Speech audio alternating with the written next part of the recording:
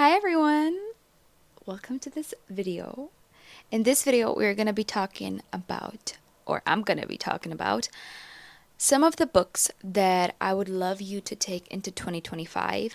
So as you can see, I have a wide range of books. I think there's around 11 books in here that I want to talk about today. Hopefully I'll inspire you to purchase and read some of these books because there's a pretty wide range of different topics in here, and I think they're going to be really beneficial for you. So let's get right into it.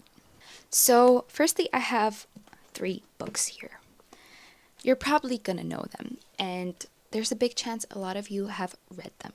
But for those of you that haven't, they are the books by Robert Greene. So I have 3 books here. It's the Mastery, Seduction and Power by Robert Greene. Now, these books, I have quite a lot to say about them. So the book of The 48 Laws of Power by Robert Greene is a book that explores the psychology behind persuasion and kind of understanding social concepts. This is basically a guide when it comes to power and understanding the complex social and psychological landscapes. This is kind of a blueprint. All of them are kind of a blueprint for psychology, and this one is kind of a little bit immoral, in some parts, but I would really recommend you. Overall, these books are very psychological. Now, I have one issue with these books, and that is specifically the history observances. For me personally, some of the parts were a little bit too long, and I was losing a lot of focus in some of the history parts. But also, the language, it's not hard. I don't want to say that it's hard, but the language of these books is on a little bit of a higher level. So I personally am going to be rereading. I just finished the book of Mastery, but I am going to be rereading all of the books. I normally do this with all of my books because I feel like you just need to read a book multiple times to really understand it. So that is the Book of Power. Now, my most favorite one, the one that out of these 3 caught my attention the most, was the The Art of Seduction. So this book is about attraction and influence, of course, but it is not solely about the romantic attraction, and of course you can apply some of these to a relationship, but it is more about influencing and kind of persuading people and creating like a certain charisma around yourself. So again, you're gonna be having a lot of interpretation and a lot of references in history. So for some people that might be a little bit disengaging. For me, sometimes it was, but overall I loved this book. And then we have The Mastery, which out of these 3 was my least favorite. Again, there were a lot of references to famous people, successful people. Next one, I do want to pick up The Laws of Human Nature. But yeah, as I said, these are amazing books for psychology. I feel like it goes in depth and it has all a well-rounded kind of, I don't know, it's all well-rounded. You have many different people mentioned in the book, from scientists to artists to, I don't know, in the Mastery one there was a linguist. I think that's what you call them. Linguist? A person who studies languages? Whatever. But yeah, as I said, these books are amazing. The next 2 books that I would love to talk about, I hope I'm saying that right, Sara Knight. It's these 2 books. The first book is The Life-Changing Magic of Not Giving a Fuck. Now, this was actually one of my first self-improvement books that I read. I was pretty young, and I want to reread it for sure, definitely, because I overall love the way this book is written. Again, you have different diagrams. It is very digestible. This book is basically about setting boundaries and about just not fucking around, not messing around. And it teaches you how to not give a fuck, very easily said, and how to actually spend time and energy on things that really mean a lot to you, which I think is so important. Setting boundaries is always going to be, I think, one of the most important things when it comes to any type of success, right? So, if you're feeling a little bit overwhelmed, if you find yourself people pleasing a lot, then I think this book is amazing. And no matter if your English is amazing, or you're just a little bit rusty with English, the language in this book is very digestible, as I said.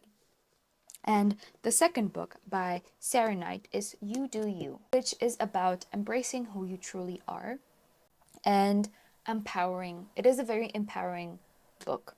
And it is just about being more confident and overall a little bit more independent, and just embracing yourself as you are with your flaws and all, which, I don't see a lot of self improvement books talk about a lot of times. I feel like a lot of books are telling you what to change and what is bad and what is good. But this book is very refreshing in the way that it is overall how to accept yourself, you know?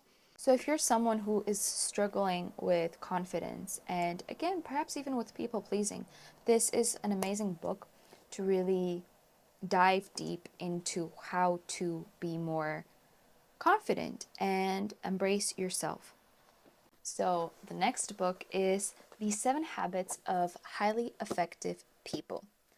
Now, this book, again, I absolutely love, especially with any type of self-improvement books. When you have like diagrams, and again, see, you have like little diagrams and stuff like that. This book is basically kind of like the principles of productivity, and it talks about what is actually productive and what isn't. I would say this is more of a mindset changing book. For example, a part that I really, really loved about this book and that I try to apply to this day is our language. So, for example, here you have the difference between a reactive language and a proactive language. Like when you're saying that there's nothing you can do, your proactive language is going to be, let's look at our alternatives.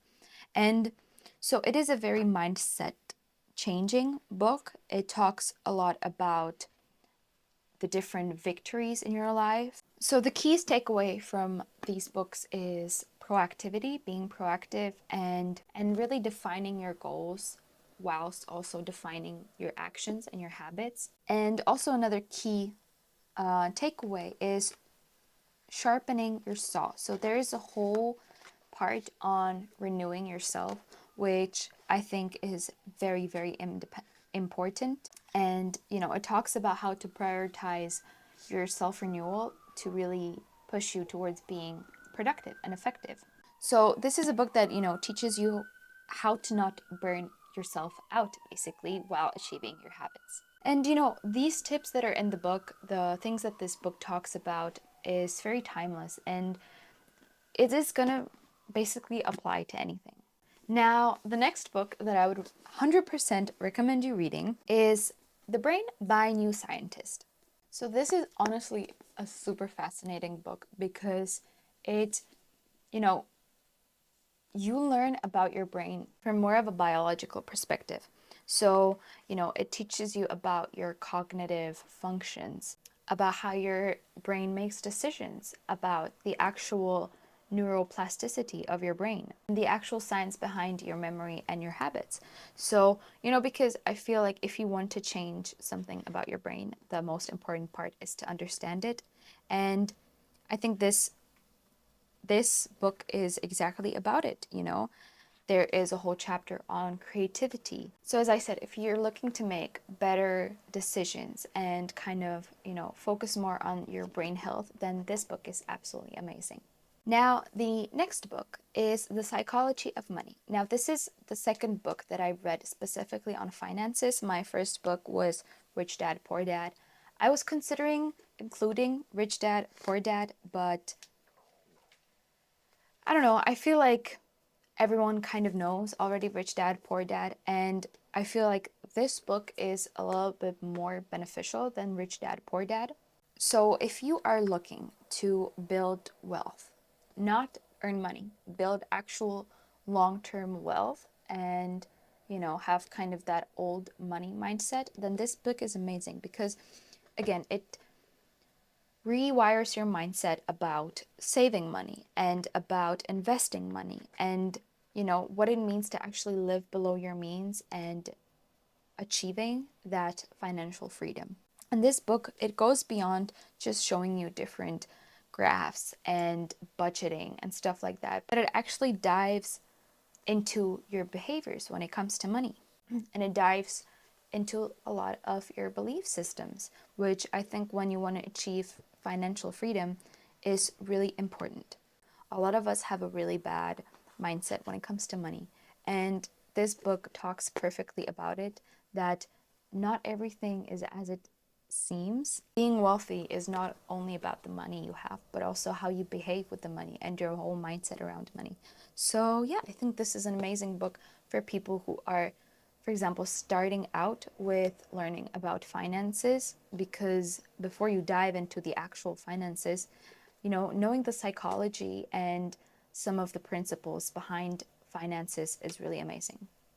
So the next book, and I was so surprised by this book when I read it, was The 5 a.m. Club. As you can see, I have also little notes here. Um, when I Before I read this book, I thought it was going to be like every other self-improvement book, but it is a story. I did not know that it is written as a story and not as like, points, like not points, but I don't know how to describe it, but it's just written as like a story. So, you have these two people who, join this very wealthy man on an island, and he teaches them about, achieving goals and how much it changes your life when you wake up at 5 a.m. And yeah, so this book, it was funny, it was really engaging, and it was really easy to read, I would say. For example, here, the first thing that I haven't read this book, I think I read it like a year and a half ago, and I haven't opened it since, but I just remember the impact that it left on me. And for example, my favorite passage here that I'm going to read to you is: "The hero does not become great during periods of comfort. The illustrious and noble souls of our world became strong, brave, and moral while standing resolutely in the storms of adversity, difficulty, and doubt. It is in the moment that you face your deepest weakness that you receive the chance to forge your greatest strengths. Real power, then, comes not from a life of ease, but one of intense effort, devoted discipline, and demanding action in the direction of what your supreme self knows to be right.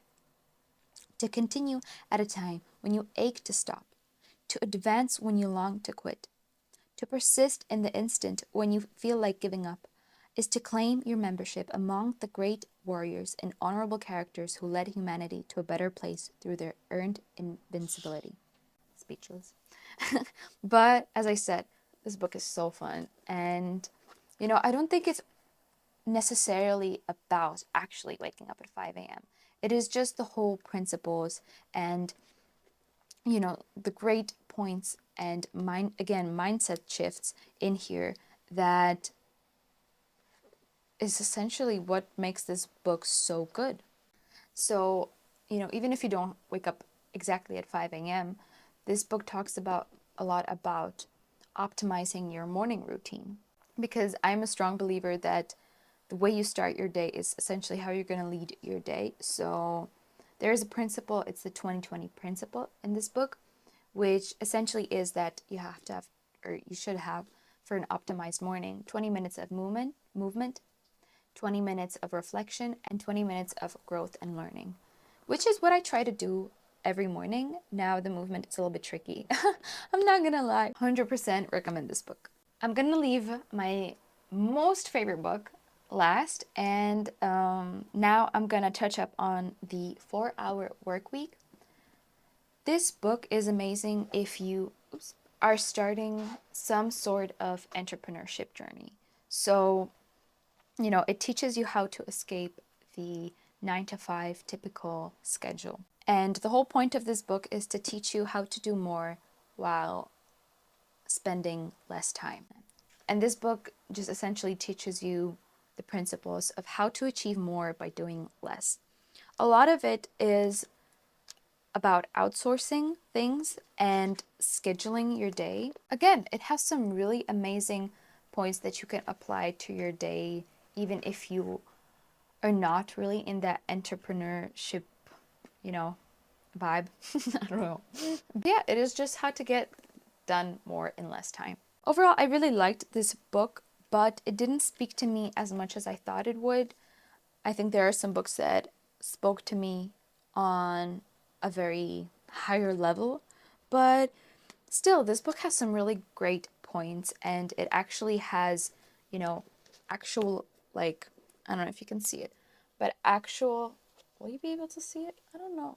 Yeah, different actual links and tools to different websites that will help you. For example, I'm guessing this is mainly meant for Americans, but for example, there is different links to when you want to open a retirement account or when you want health insurance for self-employed or unemployed. Yeah, this book came with proof and with actual tools. So that is what I love about this book for sure. Now, I had to save my most favorite book last, and I know that it is a pretty well-known book, but it is well-known for a reason, and that is Atomic Habits. Everything that I implement in my life basically comes from this book, and I cannot say enough good things about this book. I am gonna, I already, I think, read it twice. I'm gonna read it again, and I'm probably gonna be reading it till the rest of my life because the it seems a lot of the things here can seem very simple, but it is written in such a good way that, I feel like all of the modern self-improvement tips and productivity tips really stem from this book. And it talks about dopamine spikes. It talks about habit stacking. It talks about the 2-minute rule and about designing your environment for success. And I think this is such a good, well-rounded self-improvement books. And if you are currently starting your self-improvement journey, this is the book to start with. I would trade all my books for this book, probably. Self-improvement books, of course.